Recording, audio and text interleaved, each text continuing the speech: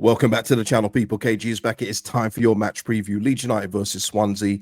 Big game in the promotion race. Big game. Also going to touch upon season ticket price increase in this video and also more movement at boardroom level. So we'll get into that. Before I do, please like the video, subscribe to the channel, and of course, drop your score predictions and comments below.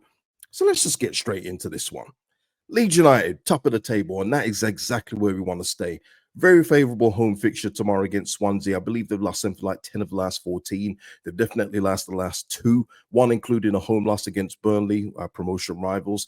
So going into this game at Ellen Road, we should be full of confidence. But, you know, things change. Things can be tricky, but I don't envision that happening tomorrow. And if it does, we maybe have something to talk about. By the way, the live match reaction link is up. It will be in one of these 2 corners, wherever they are at the top of the screen. So click the reminder and you can join me live after the game.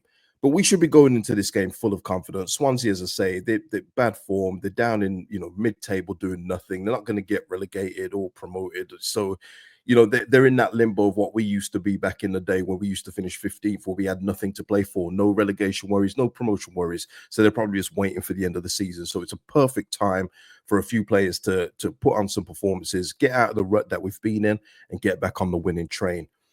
Swansea's team, now, I guess the only thing is their right back could be key. But in all seriousness, I can already see the tomatoes in the chat. I can already see the tomatoes in the comments. They've still got Kyle Norton, playing there. I mean, he played a makeshift centre back, it looked like, for this game. So, goalkeeper, very average. I guess Josh Timon is one of the ones that could put in a good delivery for their forwards. But yeah, I've got to say, people, I'm sorry to be so dismissive. I'm not worried about this Swansea team one bit, not one bit. And this is the team I would go with tomorrow, in lieu of Daniel Farke's comments yesterday. Now, obviously, Junior Firpo is going to be touch and go. He got back late yesterday, so they're going to be doing all the fitness tests. They'll decide if he's fit. I think he'll be good to go, but if not, I guess we'll see Sam Byram there. Maybe Isaac Schmidt, new Swiss international. But no, I think Junior Firpo will probably be good to go. Daniel Farke asked him, he'll probably say, I'm good to go, boss. And that be the back 5. In midfield, here we are. If he's fit, he's been training for a week, and we know with Ethan that he's got very good recovery. I would start him in this game if he's fit to go. And he doesn't have to play the full 90. You can ease him back in. But in order for the balance to be right, I think this is a perfect game to do it in. It's a low intensity. Swansea aren't going to be offering too much, in my opinion. I think they're going to be setting up with a deep block. And it's going to be perfect for us with a lot of possession for him to get his feet back running, his legs back working, get some minutes in the tank.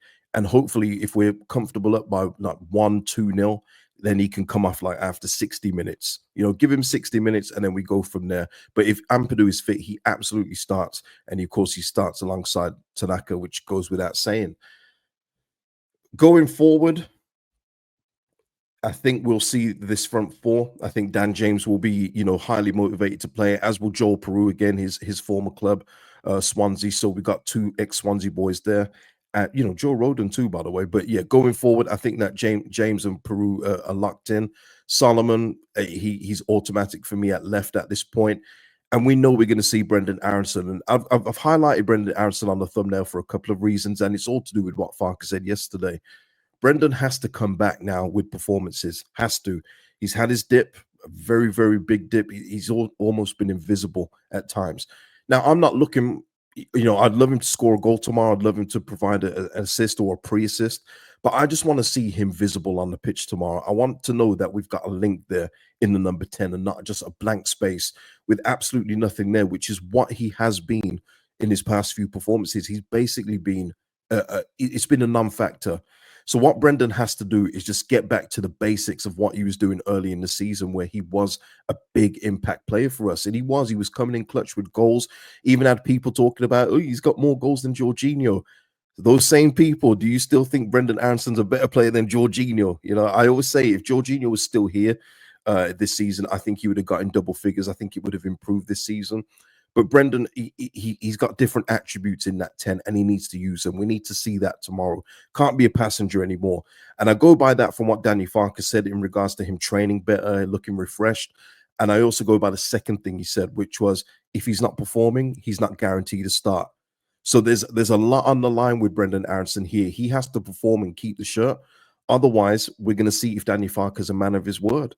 He's either going to take him out and say, look, you're not performing still. It's time for Ramazani to come in when Nanto's fully fit. That's the reason why I've got Nanto starting, by the way, because I think it will be like a 50-50 decision. I think he'll be good to come off the bench. But if you're not performing, it's Nanto time. It's Ramazani time. So there's pressure on Brenden. And this is what you get when you're playing under the Leeds United spotlight. This is what happens. And look, it's not like I'm going to be looking at him like on a player cam and just watching him alone. But I want to see him integrated in the team. I want to see him connect to the team again and get back those motion that motion that he had earlier this season. That's all I want from him. If he can score, if he can assist, awesome. Get that monkey off your back and get back in the groove of being a consistent goal contributor for the team. So yeah, Brendan's got a lot on this one. Solomon, he already came back in the last one after a couple of quietish games for his standard. So yeah, got no worries. And Joel Peru, I think, will add to his goal tally tomorrow. I can just picture Joel Peru scoring again. He didn't hold back last time he scored against Swansea. He went with his phone celebration. I think we're going to see him score. So with the team I've got here, that I think it will be tomorrow if everyone is fit, I'm going to go with a comfortable 3-0 win for Leeds United. I think it's going to be comfortable. I don't think it's going to be easy, but I think we're going to be very comfortable. Once we break them down, I think we go and grab another couple of goals. And that is my prediction. So 3-0 for me, people. What say you? Leeds United did confirm the new season ticket prices. And they have gone up by 14% at their lowest adult rate for the 25-26 season.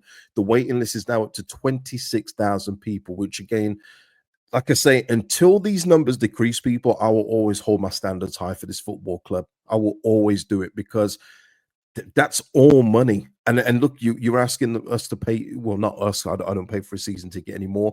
But you're asking the fans to pay for a season ticket. That's got to be going towards a better quality of player. Has to. It doesn't. For me, these kind of things all go to the playing staff, and it should, because that's what you're paying for as a season ticket holder. You're not going there to see average players on a lot of money. You're expected to see the best player that Leeds United can get.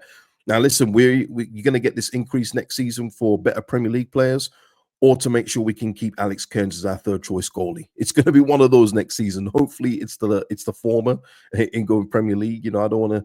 In all due respect to Alex Kearns, what does he do? Does he play cards? Is he good disco? Is he a good DJ? Shout out to Roy Keane. I don't really want to see that next season, but that's what it could be towards. But it's one of those where we're getting an increase on the tickets. Obviously, it's a business, and it's an ugly word that people don't like to hear. You're always going to get increases, but it's got to be towards the betterment of the playing staff, whether we're in the Premier League or the Championship next season. So yes, I know it sucks, people, but it is what it is. And like the list says there, the tweet says here, if you're not going to take your season ticket, there's going to be someone in that 26,000 that will take the ticket. Another bit of news is that Nick Hammond is set to move to Everton. Nick Hammond was a consultant for Leeds United in terms of the recruitment. Adam Underwood and Alex Davis had taken more responsibility, but it looks like Nick Hammond is set to exit. I always remember Nick Hammond as well. I think he was a pretty good negotiator for us, but he wasn't supposed to be here long term anyway. I think that just kind of happened. But yeah, he's set to go to the Premier League. So another one like Angus Kinnear, that's set to move to the Premier League, regardless of Leeds United status next year. But for me, again, I appreciate what Nick Hammond did in the role that he did, but there's other consultants out there too. You just go, 49ers have got a deep Rolodex, use it to get better, use it to improve on Nick Hammond, because we're going to need the next level of player once we're in the Premier League. So yeah, Nick Hammond to leave. I don't know how you guys feel about that. Put that in your comments. But for me, the club moves on, and it should move on in a positive direction. So that is it, people. That is the preview. Like I say, join me tomorrow after the game, and we'll discuss the result, all the good and bad and ugly in between.